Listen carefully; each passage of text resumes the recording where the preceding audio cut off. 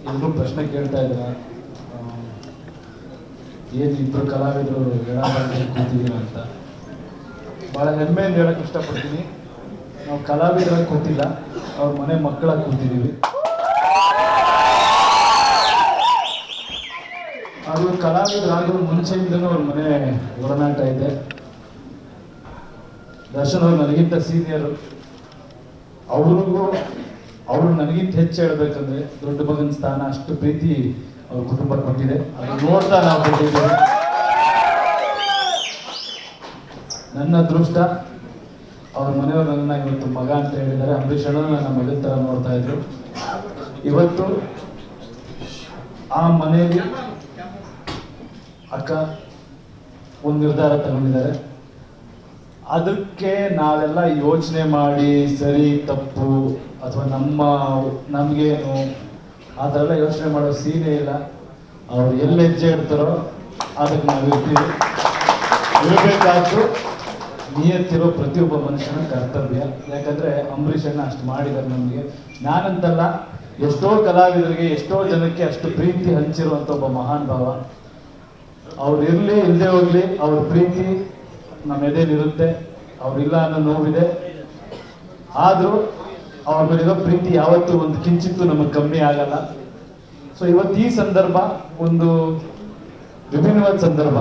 ಯಾಕಂದರೆ ನೀವೆಲ್ಲರೂ ಪ್ರಶ್ನೆ ಕೇಳ್ತಿರೋ ದಾಟಿಲು ನನಗೆ ಅರ್ಥ ಆಗ್ತಿದೆ. ಒಂದು ಸಿನಿಮಾ ರಂಗ, ಇದು ಒಂದು ಡಿಸಿಷನ್ಗಳು, ಹುಡುಗರು, ಈ ಥರ ಸಾವಿರಾರು ಪ್ರಶ್ನೆಗಳು, ಸಾವಿರಾರು ಹುಡುಗರುಗಳು ನನ್ನ ತಲೆಯಲ್ಲಿ. ಬಟ್ ಒಂದು ಹೇಳ್ತೀನಿ, ಮಂಡ್ಯ ಜನಕ್ಕೆ ಅಂಬರೀಷ್ ಅಣ್ಣ ಏನು ಅಂತ ಗೊತ್ತು. ಅಷ್ಟು ವರ್ಷ ಸಾಮಾನ್ಯ ಅಲ್ಲ ಮಂಡ್ಯ ಜನಗಳ ಪ್ರೀತಿ ಗಳಿಸೋದು. ಅಷ್ಟು ವರ್ಷ ಯಾವುದೇ ಕುಂದು ಕೊರತೆ ಇಲ್ಲದೆ ಅಷ್ಟು ಪ್ರೀತಿಯಿಂದ ಅವರು ಅಂಬರೀಷ್ ಅಣ್ಣ ನೋಡ್ಕೊಂಡಿದ್ದಾರೆ ಅಂದರೆ ಅವ್ರ ನಿಜವಾದ ಅಂಬರೀಷ್ ಅಣ್ಣನ ಮನಸ್ಸು ಏನು ಅಂತ ಗೊತ್ತು. ಅದರಲ್ಲಿ ಯಾವುದೇ ಬರೀ ರಾಜಕೀಯ ಅಂತಲ್ಲ, ಆ ಮನೆ ಮಗ ಅವರು. ಮಂಡ್ಯ ಅಂದರೆ ಅಂಬರೀಷ್ ಅಣ್ಣ ಅಂತಲೇ ನಮಗೆಲ್ಲ ಪರಿಚಯ, ಇಡೀ ಜಗತ್ತಿಗೆ ಪರಿಚಯ. ಅಷ್ಟು ಪ್ರೀತಿ ವಿಶ್ವಾಸ ಗಳಿಸಿರುವಂಥ ಒಬ್ಬ ವ್ಯಕ್ತಿ.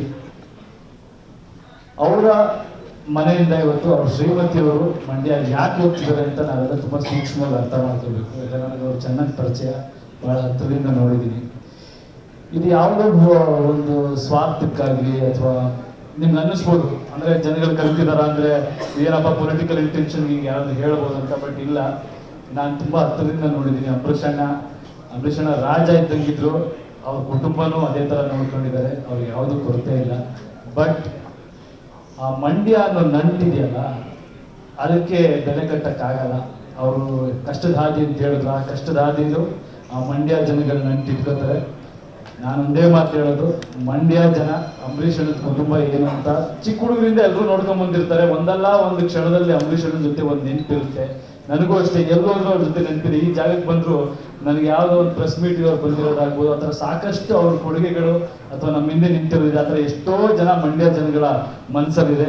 ಇವತ್ತು ಯಾರು ಏನೇ ಹೇಳ್ಬೋದು, ಒಂದು ಕ್ಷಣ ಅವ್ರ ಆತ್ಮಸಾಕ್ಷಿ ನೆನೆಸ್ಕೊಂಡಾಗ ಅಂಬರೀಷ್ ಅಣ್ಣನ ಮೇಲಿರೋ ಪ್ರೀತಿ ಅವ್ರ ಕುಟುಂಬದ ಮೇಲೆ ತೋರಿಸ್ತಾರೆ ಅನ್ನೋದನ್ನ ನಾನು ನಂಬಿದ್ದೀನಿ. ಆ್ಯಂಡ್ ಸುಮ್ಮನೆ ಅಲ್ಲ, ಈಗ ಒಬ್ರು ಯಾರೋ ಅವ್ರ ಕುಟುಂಬದಲ್ಲಿ ಒಬ್ರು ನಿಂತ್ಕೋಬೇಕು ಅನ್ನೋದು ಅಷ್ಟೇ ಅಲ್ಲ, ಅವ್ರಿಗೆಲ್ಲ ಯೋಗ್ಯತೆ ಇದೆ ಅನ್ನೋದನ್ನ ನಾನು ಭಾವಿಸಿದ್ದೀನಿ. ಯಾಕಂದರೆ ಒಂದು MP ಆಗಿ ನಿಂತ್ಕೋಬೇಕಾದಾಗ ಅದಕ್ಕೊಂದು ಕ್ವಾಲಿಟೀಸ್ ಇರಬೇಕಾಗುತ್ತೆ, ಅದಕ್ಕೊಂದು ಇಂಟೆಲಿಜೆನ್ಸ್ ಇರಬೇಕಾಗುತ್ತೆ, ಅಥವಾ ಅದು ಧ್ಯೇಯ ಇರಬೇಕಾಗುತ್ತೆ. ಅದೆಲ್ಲ ನಾನು ಸುಮಕ್ಕನಲ್ಲಿ ನೋಡ್ತಾ ಇದ್ದೀನಿ. ಐ ಥಿಂಕ್ ಮಂಡ್ಯ ಜನತೆಗೆ ನಿಜವಾಗ್ಲೂ ಅವ್ರು ಸುಮ್ಮನೆನೋ ಬಂದು ಒಂದು ಅಂಬರೀಷ್ ಅಣ್ಣನ ನಂಟು ಅಂತೆಲ್ಲ ಮಾತಾಡ್ತಾ ಇದ್ದಾರೆ. ಬಟ್ ಅದ್ರ ಮೀರಿ ಅವರಲ್ಲಿ ಭಾಳ ಶಕ್ತಿ ಇದೆ ಅನ್ನೋದನ್ನ ನಾನು ನೋಡಿದ್ದೀನಿ. ತುಂಬ ದೊಡ್ಡ ಸೇವೆ ಮಾಡ್ತಾರೆ. ಆ್ಯಂಡ್ ಗೊತ್ತಿಲ್ದಿರೋದನ್ನ ಕಲಿತಾರೆ.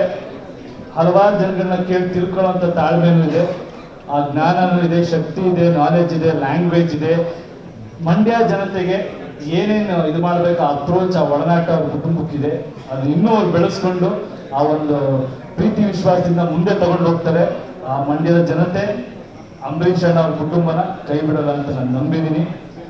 ಅವ್ರ ಪ್ರೀತಿ ತೋರಿಸ್ತಾರೆ ಅನ್ನೋದನ್ನ ನಾನು ನಂಬಿದ್ದೀನಿ. ನಾವೆಲ್ಲರೂ 100% ಜೊತೆಲಿರ್ತೀವಿ. ಎಷ್ಟು ಮಟ್ಟಿಗೆ ಅಂತೆಲ್ಲ ಏನು ಕೇಳೋ ಪ್ರಶ್ನೆನೇ ಇಲ್ಲ. ಅವ್ರು ಯಾವ ಮಟ್ಟಿಗೆ ಅವ್ರು ನಿಂತ್ಕೋತಾರೆ ಆ ಮಟ್ಟಿಗೆ ಕಂಪ್ಲೀಟ್ ನಾವು ನಿಂತ್ಕೊತೀವಿ ಅಷ್ಟೇ. ಇದು ರಾಜಕೀಯ ಇದು ಅನ್ನೋದು ಬರಲ್ಲ. ನಮ್ಮ ಮನೆಗೆ ನಮ್ಮ ತಾಯಿ ಏನೇನೋ ಡಿಸಿಷನ್ ತಗೊಂಡ್ರು, ಅದಕ್ಕೆ ಮಕ್ಕಳು ಹೆಂಗೆ ನಿಂತ್ಕೋತೀವಿ, ಅದು ನಿಂತ್ಕೋತೀವಿ. ಒಳ್ಳೆಯದಾಗಿ ಅಷ್ಟೇ. ಇದು